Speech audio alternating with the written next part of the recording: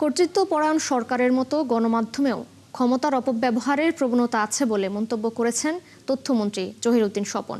বিশ্ব মুক্ত গণমাধ্যম দিবস উপলক্ষে দুপুরে রাজধানীর একটি বেসরকারি বিশ্ববিদ্যালয়ে আলোচনা সভায় তিনি এই কথা বলেন। অনুষ্ঠানে সম্পাদকরা বলেছেন, সাংবাদিকদের দলীয় আনুগত্য ও রাষ্ট্রের কর্তৃত্বপরায়ণ নীতির কারণেই গণমাধ্যমের স্বাধীনতা সংকুচিত হচ্ছে। শাহরিয়ার ইমতিয়াজের প্রতিবেদন। বিশ্ব মুক্ত গণমাধ্যম দিবস উপলক্ষে এই আলোচনা সভার আয়োজন করে নর্থ সাউথ ইউনিভার্সিটি। এতে অংশ নেন প্রতিষ্ঠানটির শিক্ষক শিক্ষার্থী সহ দেশের বিভিন্ন সংবাদ মাধ্যমের সম্পাদকরা।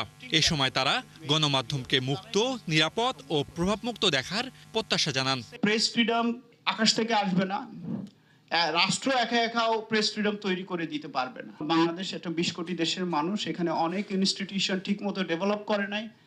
আমাদের সামনে একটা সুযোগ এসছে ইনস্টিটিউশন ডেভেলপ করার, আমাদের রুলস রেগুলেশনগুলো দেখার, বোঝার। সরকারের সমালোচনা হবেই। সাংবাদিকতা কেন মুক্ত, প্রেস ফ্রিডম ডেতে এসে আমাদের মন্ত্রীরা বা সবাই বলবে যে না, আমরা স্বাধীনতা চাই।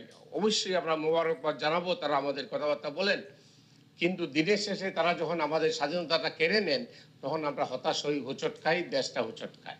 রাজনীতিটা আগে ঠিক করলে সব ঠিক হয়ে যাবে, সাংবাদিকতাও ঠিক হয়ে যাবে। অনুষ্ঠানে প্রধান অতিথি হিসেবে তথ্যমন্ত্রী আশ্বাস দেন দেশে সঠিক তথ্য প্রবাহ নিশ্চিতের। তবে কর্তৃত্বপরায়ণ সরকারের মতো গণমাধ্যমেও ক্ষমতা অপব্যবহারের প্রবণতা আছে বলে মন্তব্য করেন তিনি।